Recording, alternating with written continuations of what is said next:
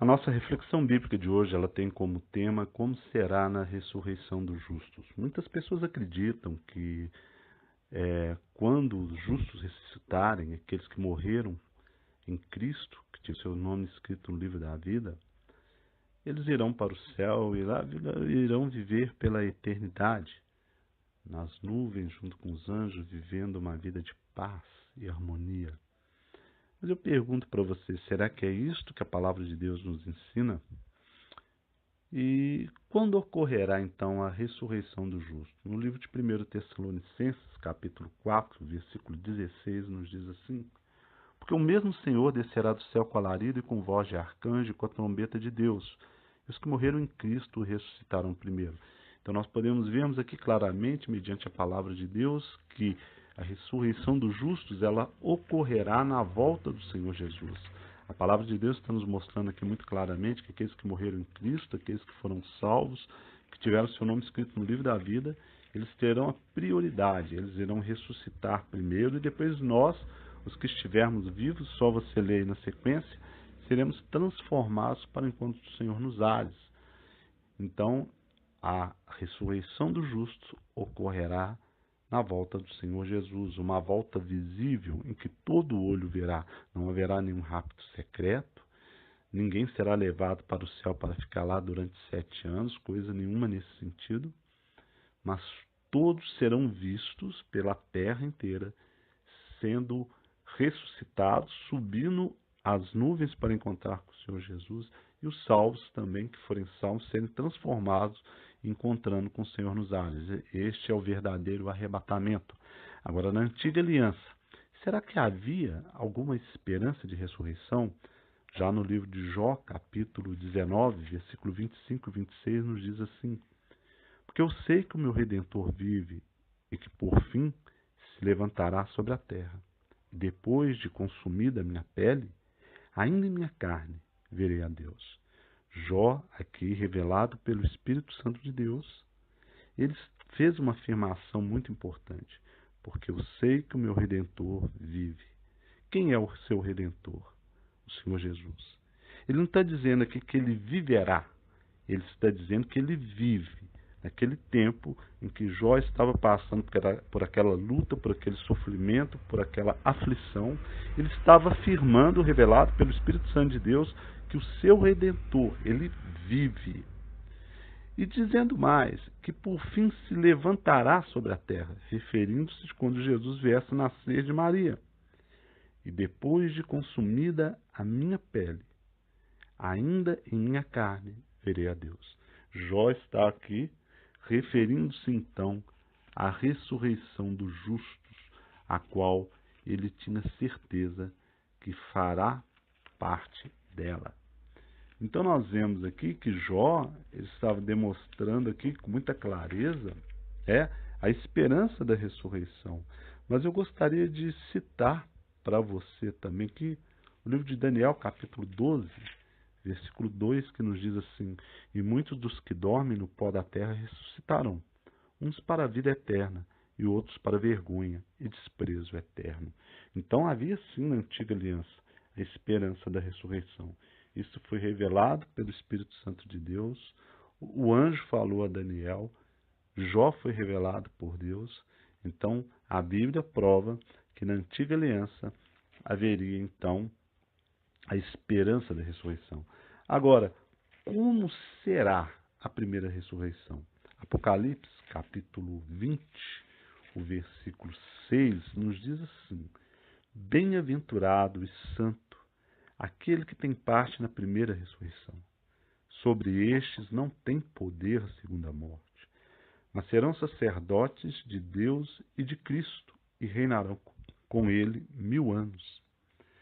Então, na primeira ressurreição, aqueles que ressuscitaram, aqueles que foram salvos, eles serão reis e sacerdotes sobre a terra e reinarão com Cristo 1000 anos, como também diz aqui em Apocalipse, capítulo 5, versículo 9 e 10, e cantavam um novo cântico dizendo: digno és de tomar o livro e de abrir os seus selos, porque foste morto, e com seu sangue compraste para Deus homens de toda tribo, língua, povo e nação.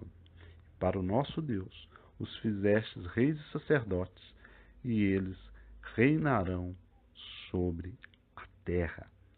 Então aqui nós vemos que a promessa de Deus é que aqueles que foram salvos, eles serão reis e sacerdotes e reinarão sobre a terra, sobre pessoas de toda tribo, língua, povo e nação, que foram ali os sobreviventes do Armagedon, né? Agora, sobre quem os salvos reinarão, né? Joel, capítulo 2, vamos ver lá, Joel, capítulo 2, versículo 32. Isso aqui está confirmando, né? Quem serão essas pessoas? Então vamos ver aqui, Joel, livro de Joel, capítulo 2, versículo 32. E há de ser que todo aquele que invocar o nome do Senhor será salvo, porque no monte Sião em Jerusalém haverá livramento, assim como o Senhor tem dito, e nos restantes que o Senhor chamar. Né? Que restantes são esses? São os restantes do Armagedon. Nós podemos ver também mais uma confirmação aqui no livro de Zacarias, capítulo 14, versículo 16. E acontecerá que todos os que restarem de todas as nações que vieram contra Jerusalém subirão de ano em ano para adorarem o Rei, o Senhor dos Exércitos, e celebrarem a festa das cabanas.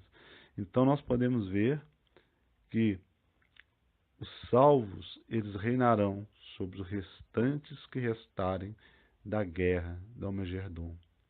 Agora, os que fizerem parte da primeira ressurreição, eles se casarão novamente?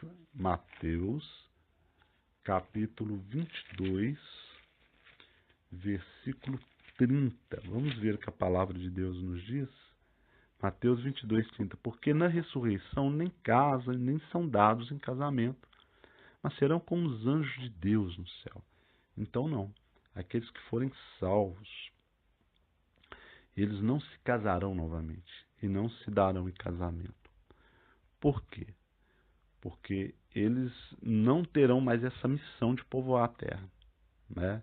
Terão um corpo incorruptível, serão transformados, e aqui está dizendo, serão como os anjos do céu, né? Não haverá essa necessidade.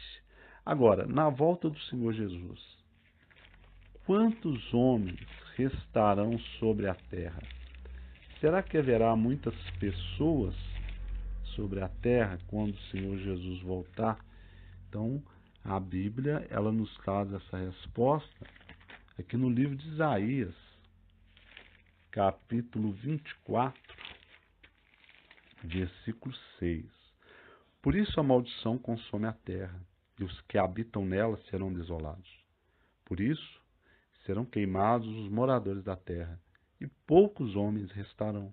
Então não, na volta do Senhor Jesus, poucos homens restarão sobre a terra não estará povoada como ela é hoje, né? Então a guerra do Armagedon, ela vai deixar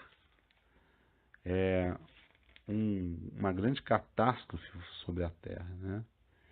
Então poucos homens restarão. Mas aqui também, quantos moradores haverão na terra após o milênio? Vamos ver agora então Apocalipse, capítulo 20, versículo 7 e 8. E acabando-se os 1000 anos, Satanás será solto da sua prisão e sairá a enganar as nações que estão sobre os 4 cantos da terra, Gog e Magog, cujo número é como a areia do mar, para os ajudar em batalha. Então, quando terminar o milênio, a terra ela estará novamente povoada. Esses sobreviventes das nações, eles sim, se casarão, se darão em casamentos, eles povoarão novamente a terra, mas infelizmente, esses bilhões de pessoas que existirem sobre a terra, quando Satanás for solto da sua prisão, eles serão enganados e a maior parte deles se levantarão contra o Senhor Jesus. Mas como diz aqui no livro Apocalipse capítulo 20, versículo 9, né? E marcharam sobre a largura da terra e cercaram o arraial dos santos e a cidade sagrada. Mas desceu fogo do céu e os devorou. Porém, eles não irão prevalecer. Né? Agora a gente pergunta, por que será que um povo que viveu 1000 anos com o Senhor Jesus irão se voltar contra ele? Por um único motivo. Porque durante esse período, o milênio, as pessoas continuarão tendo livre-arbítrio. Eles dizem, nós não vamos lembrar nada do que era. Não vai haver lavagem cerebral em ninguém. Mas, entretanto, esse Jesus, o verdadeiro Filho de Deus, que estará regendo as nações com vara de ferro, ele não será aquele Jesus em que as pessoas esperavam que fosse. O Jesus criado por elas mesmas, o qual vai ter sim 1000 anos de paz. Mas, porém, as pessoas não vão viver do jeito que elas querem fazer, mas a vontade de Deus é que vai prevalecer sobre a terra. E aqueles que amam a verdade, aqueles que amam a Cristo, não vão ter problema nenhum em fazer a vontade do Senhor. Assim como hoje a vontade de Deus ela é escrita dentro da sua palavra, e muitas pessoas não fazem, arrumam desculpas, argumentações teológicas para não fazer isso ou aquilo, naquele dia não haverá desculpa para não obedecer o Senhor Jesus. Né? Aquele dia,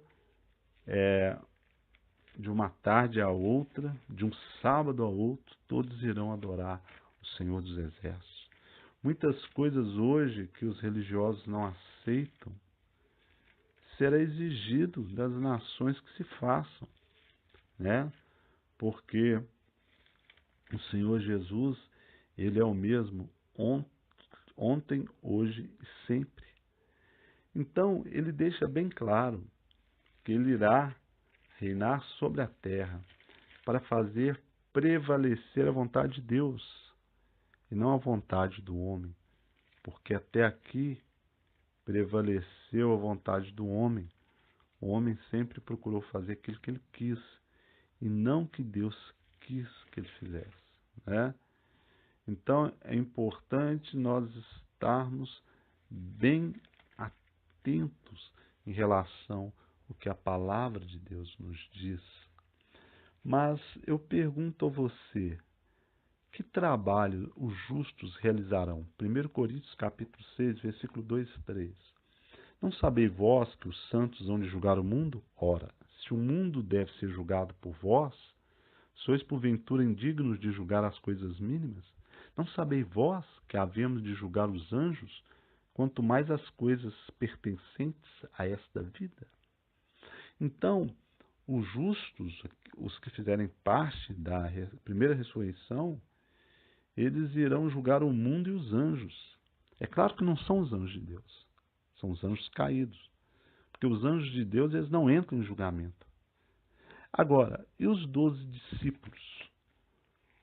O que eles farão na volta do Senhor Jesus? Aqui, no livro de Mateus, vamos ver aqui Mateus capítulo 19, lá no versículo 28, nos fala aqui com muita clareza sobre esse respeito.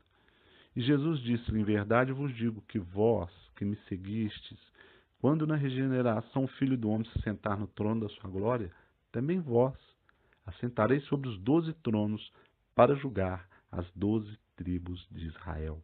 Então os 12 discípulos de Jesus, eles irão julgar as 12 tribos de Israel.